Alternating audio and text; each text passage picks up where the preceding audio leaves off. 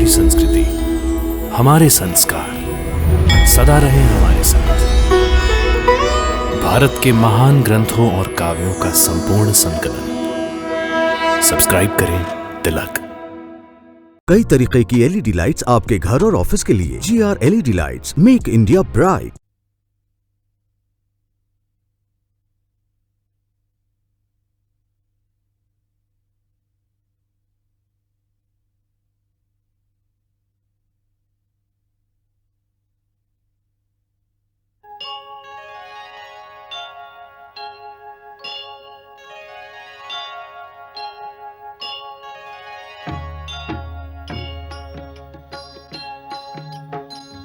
सीताराम चरित अति पावन, मधुर सरस अरु अति मन भावन।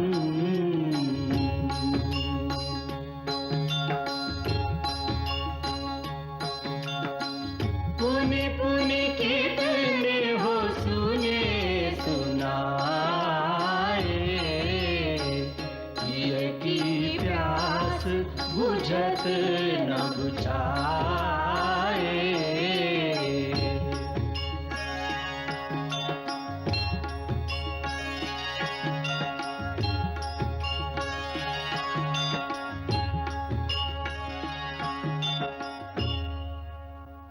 इस वैराग्य की बेला में महाराज जनक ने जो कर्म का उपदेश दिया है वो बड़ा गूढ़ तत्व है। वैराग्य की यह परिभाषा विदयराज जनक जैसा परम ज्ञानी ही कर सकता है, जिससे राग भी न छूटे और उसका बंधन भी न हो।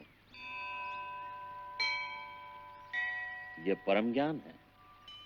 राम, इसका मनन करो। सब ज्ञान और दर्शन की बड़ी बड़ी बातें कर रहे हैं। इधर गुरुदेव, उधर महाराज जनक, परंतु भैया की आंतरिक दशा पर किसी का ध्यान नहीं जाता। यह समय ज्ञान और दर्शन का नहीं, संवेदना का है। परंतु कोरी संवेदना से क्या होगा जब तक उसके साथ मार्गदर्शन न हो। दिशाहीन संवेदना से कर्म पथ तो नहीं बनते। कर्म पथ कौन बनाता है आर्य सुमंत? ये सब तर्क की बातें हैं। पथ तो होनी के हाथ में है। जैसे सहसा एक भूकंप आ जाने से सारे मार्ग और पथ धरती में समा जाते हैं, उस समय दर्शन और ज्ञान का क्या लाभ? तभी तो लाभ है जब भूचाल में सारे रास्ते और मार्ग मिट जाते हैं तो फिर से नए मार्ग और पथ बनाने होते हैं। जो उस भूचाल से बच जाते हैं उन्हें जीवन की नई आशा का प्रकाश देना होता है। उस समय धर्म और ज्ञान ही नया कर्म पथ बनाता है। नहीं यार सुमंत्र, नहीं। जब होनी का भूचाल आता है तो ज्ञान और धर्म सब रखा रह जाता है। हाँ, यदि मनुष्य होनी को जान ले तो क्या कर लेगा? क्या वो होनी को बदल देगा? लक्ष्मण, होनी को कोई नहीं बदल सकता। सबको होनी के आगे अपना मस्तक झुकाना पड़ता है। ठीक है, मैं भी यही कहता हूं कि होनी के आगे चुपचाप सर झुका देना चाहिए। और सर झुकाकर सारा जीवन वहीं बैठे रहना चाहिए।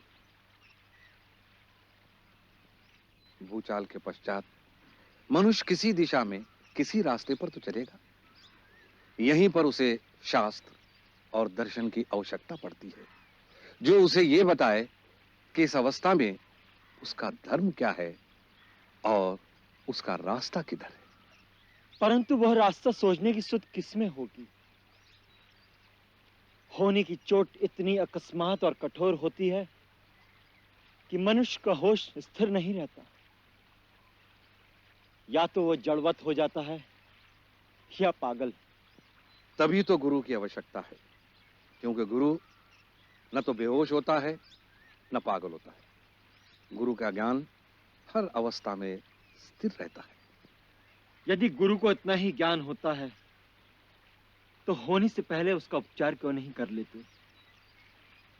भाभी के वन जाने से एक दिन पहले तक यह जीवन सुख और स्मृति से भरा हुआ था।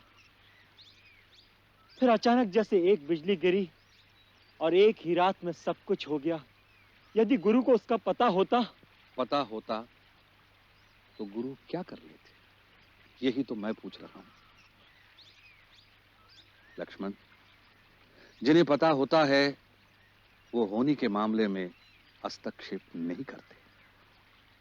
आप तो ऐसे कह रहे हैं जैसे किसी को इसका पता था। हाँ, था। पता था? किसे? गुरुदेव को। गुरुदेव को? हाँ, जब श्री राम को वनवास हुआ, गुरुदेव को पता था। सीता को वनवास होगा, वो भी गुरुदेव को पता था। स्वयं स्वर्गवासी महाराज दशरथ भी इन घटनाओं को जानते थे। क्या? पिताश्री जानते थे? कि क्या कह रहे हैं आप? आपको इसका ज्ञान कैसे? क्योंकि जब महाराज दशरथ को यह बताया गया था तो उस समय मैं भी वहां उपस्थित था। कहां पर? गुरुदेव महर्षि वशिष्ठ के आश्रम में। एक बार महाराज दशरथ गुरु के आश्रम में पधारे थे। उस समय वहां पर परम तेजस्वी महर्षि अत्रि पुत्र महामुनि दुर्वासा वहां ठहरे हुए थे। सायंकाल की गोष्ठ में महाराज ने उनसे पूछा, भगवान, आप तो त्रिकालदर्शी हैं। मुझ पर प्रसन्न होकर यह बताने की कृपा करें कि मेरा वंश कितने समय तक चलेगा। मेरे राम का भविष्य कितना उज्जवल है। मेरे सब पुत्रों की आयु कितनी होगी और मेरे पुत्रों के पुत्र कैसे होंगे। विशेष करके मेरे राम के पुत्रों का भविष्य बताने की कृपा करें।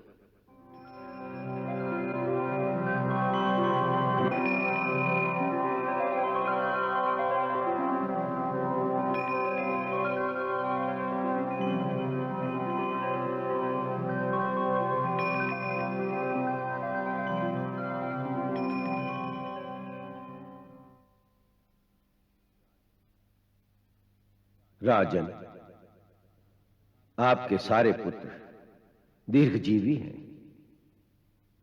सबके घर उत्तम संतान होगी, जिसमें कई नए नए राजवंश स्थापित होंगे। आपने विशेषतः राम की बात पूछी है, तो सुनिए। राम का भविष्य अधिक सुखमय नहीं है। वो अपनी युवावस्था में ही राजसुख से वंचित होकर पत्नी सहित 14 वर्ष वन में रहेंगे। जब राज्य सुख पाएंगे तो पत्नी सुख से वंचित हो जाएंगे। पति पत्नी दोनों एक दूसरे के विरह में ही अपना अपना जीवन व्यतीत कर देंगे।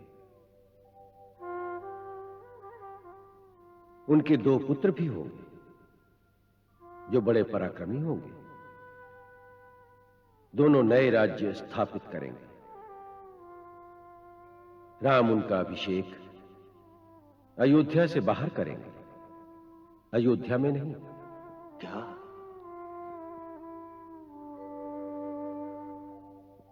मुनिवर,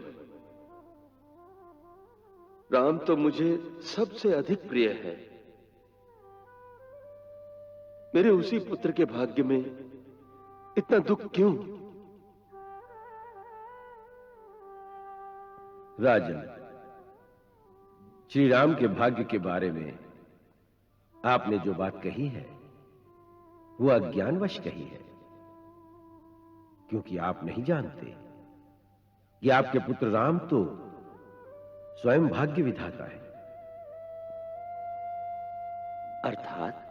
अर्थात ये कि तीनों लोकों के स्वामी भगवान विष्णु ने ही आपके घर राम रूप में अवतार लिया है, और ये पत्नी वियोग का दुख उन्हें भृगु ऋषि के दिए हुए शाप के कारण भोगना पड़ेगा। भृगु ऋषि ने भगवान विष्णु को शाप दिया था?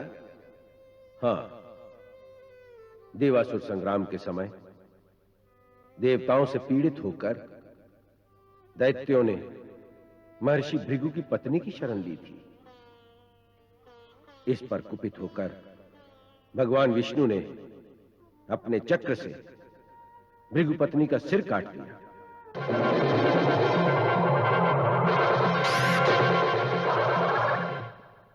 इस पर भार्गव वंश के प्रवर्तक महर्षि भृगु ने भगवान विष्णु को श्राप दिया। जनार्दन, मेरी पत्नी वध के योग्य नहीं थी, परंतु आपने क्रोध के वशीभूत होकर उसका वध किया है। इसलिए आपको भी मृत्यु लोक में जन्म लेना पड़ेगा और वहां बहुत वर्षों तक पत्नी वियोग का दुख सहना पड़ेगा।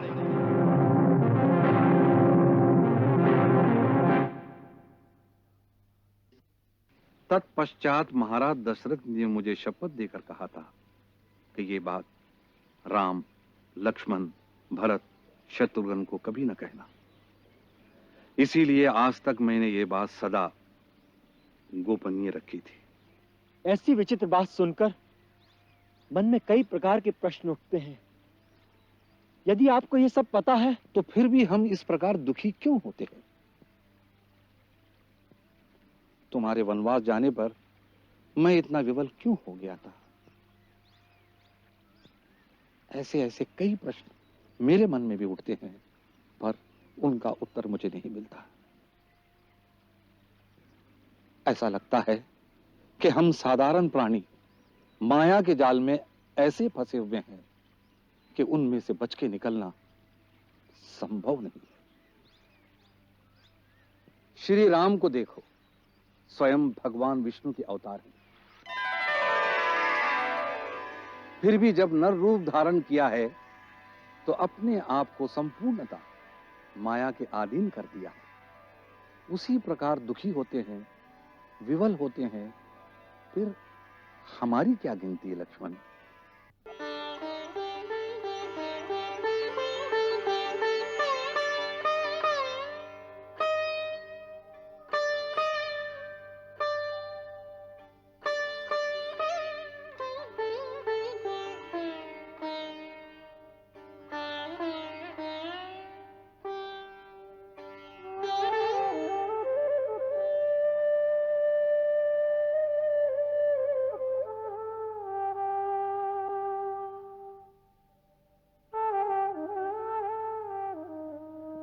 क्या बात है लक्ष्मण?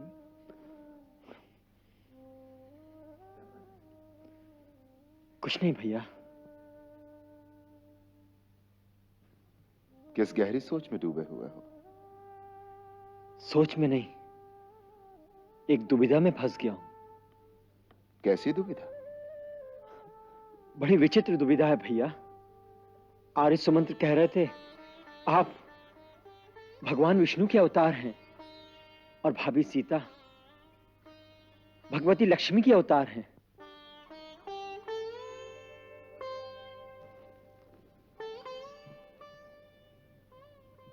आर्य सुमंत्र ने केवल इतना ही कहा कि मैं भगवान का अवतार हूं। ये नहीं बताया कि समस्त प्राणी मात्र के अंदर भगवान की ही ज्योति प्रकाशित है। दिव्य दृष्टि से देखोगे तो तुम्हें पता चलेगा कि स्वयं तुम भी भगवान हो। उसी प्रकार आर्य सुमंत्र भी भगवान का ही रूप है। देखो, जैसे बहुत से घड़ों के अंदर यदि पानी भरकर रख दो तो उन सब के अंदर एक ही सूर्य का प्रतिबिंब प्रकाशित होता है। वही सूर्य बाहर आकाश में भी है और वही सूर्य प्रत्येक घट के अंदर भी है। जब ये जान जाओगे तो सारी दुविधा मिट जाएगी, फिर कोई प्रश्न नहीं रह जाएगा। प्रश्न इससे आगे भी है भैया। आर्य सुमंत पहले से जानते थे कि सीता भाभी को फिर वनवास भोगना पड़ेगा। उनका कहना है स्वर्गीय पिताश्री को भी इन सब घटनाओं का पूर्ण ज्ञान था। उन्हें महर्षि दुर्वासा ने सब बता दिया था। यदि उन्हें भविष्य का इतना ज्ञान था तो उनके मन को इतनी पीड़ा, इतना महान दुख क्यों हुआ? क्योंकि यही इस शरीर का गुण है। इस शरीर के अंदर जो मन है वही दुख और सुख, पीड़ा और प्रसन्नता की भावनाओं का वाहन है। और माया हर प्राणी की परीक्षा उसी मन के द्वारा लेती है। भविष्य का ज्ञान होना या न होना कोई बड़े महत्व की बात नहीं है। योग की साधना से कोई भी प्राणी त्रिकालदर्शी हो सकता है। भैया, मैं तो समझता हूं भविष्य का ज्ञान होना बहुत महत्वपूर्ण बात है। आगे क्या होना है यह जानने की लालसा तो सब में होती है। प्राणी के लिए इतनी बड़ी बात महत्व की नहीं होगी तो फिर कौन सी बात बड़े महत्व की होगी? सबसे बड़े महत्व की बात है कि दुख और सुख के समय प्राणी कैसा व्यवहार करता है। वो भावना की चोट सहकर भी अपने धर्म, अपने कर्तव्य पर स्थिर रहता है कि नहीं। इसलिए मैं भविष्य के ज्ञान को कोई महत्व नहीं देता। देखो लक्ष्मण, होनी तो होगी ही, परंतु उसका सामना प्राणी किस प्रकार करता है यही महत्वपूर्ण बात है। पिताश्री को भविष्य का ज्ञान था, इसमें उनकी महानता नहीं है, परंतु सब कुछ जानते हुए भी उन्होंने अपना धर्म का पथ नहीं छोड़ा, अपने प्राण त्याग दिए, परंतु अपना वचन भंग नहीं किया। यही उनकी महानता थी। सीता को देखो, यदि दुर्वासा के कथनानुसार वो लक्ष्मी का अवतार है तो उसमें होनी के घटना चक्र को बदलने की शक्ति भी थी, परंतु उसने मर्यादा के आदर्श का ही पालन किया। ये सब कुछ त्याग करते हुए उसे कितना दुख हुआ होगा। उसे मेरी पीड़ा का भी पूर्ण ज्ञान था। पति ने या राजा ने भी उससे जाने के लिए नहीं कहा, उल्टे उससे रहने की प्रार्थना की थी, परंतु उसने जो अपना धर्म, अपना कर्तव्य समझा, उसे निभाने के लिए अपना सर्वस्व बलिदान कर दिया। यही महत्वपूर्ण बात है। लक्ष्मण, भविष्य को जानने के फेर में मत पड़ो। वर्तमान का जो धर्म है, जो कर्तव्य है, उसे निभाओ। भविष्य तो स्वयं ही नतमस्तक होकर तुम्हारे सामने आ जाएगा। होनी तो होगी ही। तुम अपने धर्म पर दृढ़ रहो। यही शिक्षा हमें सीता से लेनी चाहिए। धन्य हो प्रभु, कैसी शिक्षा दे रहे हो सबको। प्राणी मात्र को सिखा रहे हो कि होनी को किस प्रकार स्वीकार करना चाहिए। और देखो पुत्री, तुम्हारी कितनी प्रशंसा कर रहे हैं। ये तो प्रभु की उदारता है। अपने सेवकों की बड़ी शोभा करते हैं। वो ये भी जानते हैं कि मुझ में जो शक्ति और दृढ़ता है वो उन्हीं की दी हुई है। फिर भी उत्साह बढ़ाने के लिए अपनी सेविका की प्रशंसा अवश्य करते हैं। आपने देखा गुरुदेव, उन्हें ये आभास अवश्य होगा कि मुझे माता सुनैना के लिए चिंता है। सो देखें, वो स्वयं ही मिथिला चले गए और जैसे आपने बताया, उन्होंने माता सुनैना की मन की वेदना को मिटाकर उन्हें स्वस्थ कर दिया। कितने कृपालु है प्रभु। सचमुच पुत्री, उन्हें सबका ध्यान रहता है। प्रभु सबका दुख दूर करते हैं। अपनी माता की ओर से तुम्हारी चिंता मिट गई। इससे मुझे बहुत शांति मिली है। क्योंकि तुम्हारे गर्भ में जो बालक है वो बड़ा शूरवीर होगा, इसलिए तुम्हें रत्ती भर भी चिंता नहीं करनी चाहिए। अब तुम्हें केवल वीर पुरुषों की ही कथाएं सुननी चाहिए। आपकी बातों से ऐसा लगता है जैसे पुत्र ही होगा। प्रभु की कैसी माया है कि हर माता को यह जानने की उत्सुकता होती है कि मेरे पुत्र होगा अथवा पुत्री।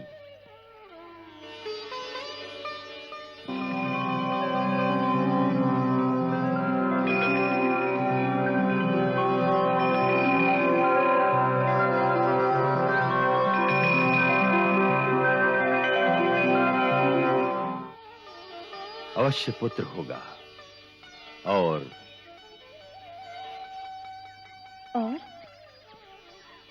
दो पुत्र होंगे, जुड़वा।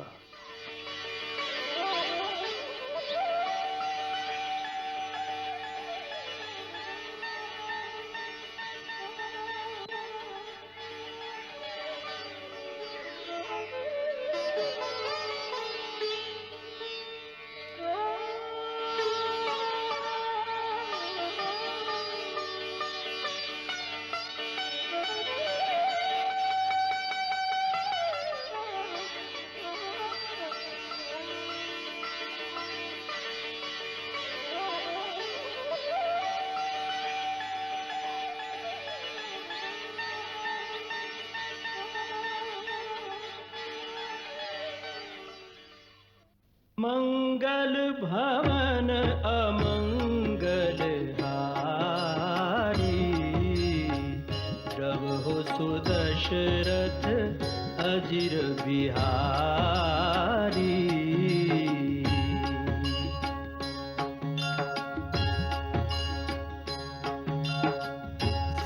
सीताराम चरित अति पावन, मधुर सरस अरु अति मन भावन।